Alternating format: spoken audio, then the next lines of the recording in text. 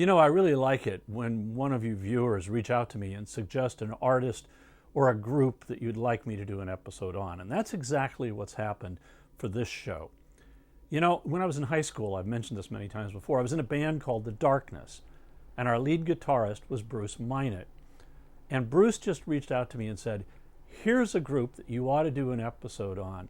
They were so integral to the countercultural movement of the late 60s, and it'd be really fun to go back and discover what they were all about. Now, I actually hadn't thought about this group for quite some time, but once I started doing it and started listening to the music, oh boy, the memories came roaring back. So let's jump on a motorcycle and ride beside Peter Fonda and Dennis Hopper, singing Born to be Wild at the top of our lungs. Yep, this episode is about Steppenwolf. Thank you, Bruce. Let's drop the needle. Before they became Steppenwolf, they were known in Canada as the Sparrows. But in 1967, they decided an image and name change was due for the band. They consisted of lead singer John Kay, keyboard player Goldie McJohn, drummer Jerry Edmonton, and they all moved to LA. And they decided to name the band after a Herman Hesse novel, and the band became Steppenwolf. And John Kay started dressing all in black, and when he would sing on stage, he'd always be wearing sunglasses. Steppenwolf had arrived. They quickly released two singles, The Girl I Knew and Suki Suki, but it was their third single that catapulted them to international success. It was written by Dennis Edmonton, but he decided to use a pen name. So he went by the name Mars Bonfire, which he took from a billboard that he saw where a motorcycle was tearing through the billboard. Mars Bonfire wrote the song Born to be Wild. In January 1968, they released their debut album, which is called Steppenwolf. It contains the hit Born to be Wild, their two first singles, Suki Suki and A Girl I Knew, and there's another song on the record that took off, and that's called The Pusher. Born to be Wild and The Pusher were featured in the film Easy Rider, starring Peter Fonda and Dennis Hopper.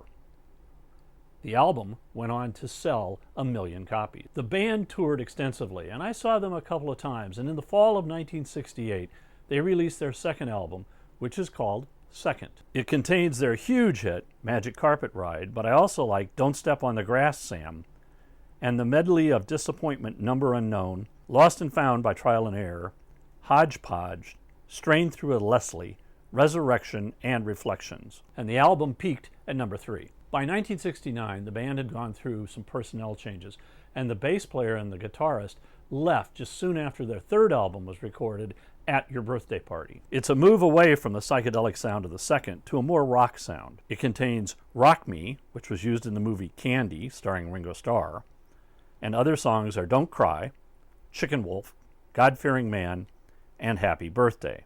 This is the band's last top 10 album. The band would be plagued by more members leaving or getting fired, and new faces coming in. A new lead guitarist, Larry Byram, is featured on their fourth album, which was released in 1969, called Monster.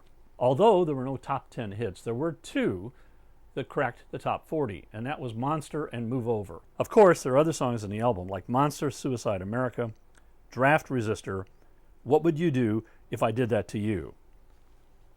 But honestly, the album is pretty forgettable. Their next album is called Steppenwolf Live, and it was recorded at the Santa Monica Civic Auditorium in California in 1970. It was a great show.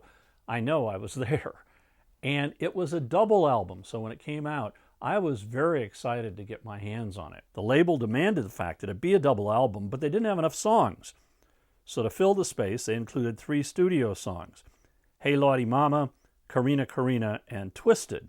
But they edited in sound effects and audience noises to make you think that those were live recordings.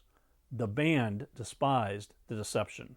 Great songs are Don't Step on the Grass, Sam, Monster, Draft Resistor. 3 has the studio recording of Karina Karina, and I also like From Here to There Eventually.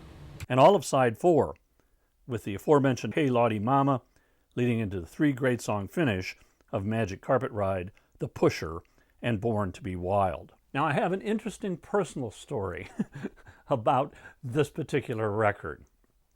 When the record came out, I put on headphones and decided to listen to side 4, because I really like side 4. And I picked up the bass and I started playing along with the songs that I was hearing on my headphones. Now, there might have been some reason that I was having this kind of weird audio hallucination. I don't know. But very quickly, I came to the conclusion that when I was listening to this and playing along on the bass, the notes I was actually hearing coming through the headphones were the notes I was actually playing on the bass. So when the side ended, I took off the headphones, put the bass down, and I said, wow, that's great. I really felt like I was playing right along with the record. Well, you might have been playing, but you sure weren't playing any notes that anybody recognized. In the early 1970s, they released Steppenwolf 7. But again, no hits. And the song titles are just weird. They're like Ball Crusher, Fat Jack, Foggy Mental Breakdown, Hippo Swamp, and the one that I probably cannot even pronounce, Ear Slippin' Louder Boomer. The next album, recorded in 1971, became controversial for 2 reasons. The first was it was a concept album. It was about feminism, which was something the band wasn't really known for.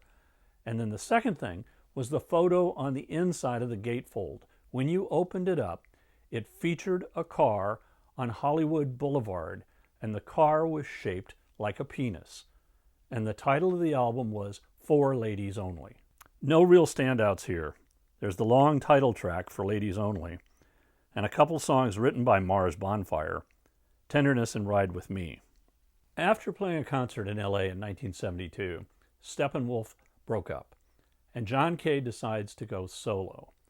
But the very next year, there's a tour put together which has the John Kay Band and Steppenwolf on the same act, and John Kay sings for both acts. And they went out and toured to support that. And it went down pretty well. But then they broke up again. But they got back together pretty quickly. In 1974, they released their next album called Slow Flux. It contains the song Straight Shooting Woman, which was their last top 40 hit. In 1975, they released Hour of the Wolf. But again, it contains no hits and it doesn't sell. And John Kay decides to break the band up again. But the record company won't let him. They have to do one more album to fill their contractual agreement. The album is called Skullduggery and was released in 1976. But again, there were no hits on the record and no songs written by John Kay or Mars Bonfire. And so, John Kay does break up the band this time. John Kay could just not stay away from Steppenwolf. So in 1980, he forms a band called John Kay and Steppenwolf, and they toured and recorded until 2018, when John then decides he's going to quit. When you look back at the music and the legacy of Steppenwolf, they hit hard and fast with their first hit, Born to Be Wild. Then their second hit, Magic Carpet Ride. They had a great live album, but then the hits kind of stopped. But they soldiered on. And then they broke up, and they reformed, and they broke up, and they reformed. And who can forget those immortal lines in Born to Be Wild? I like smoke and lightning, heavy metal thunder, racing with the wind, and the feeling that I'm under. So pull out Born to Be Wild and rock on. Thanks for watching, and keep it rocking. If you liked this episode, hit the like button, and you can also leave me a comment down below, and I'll respond to you. If you subscribe, we'll let you know when future episodes come out.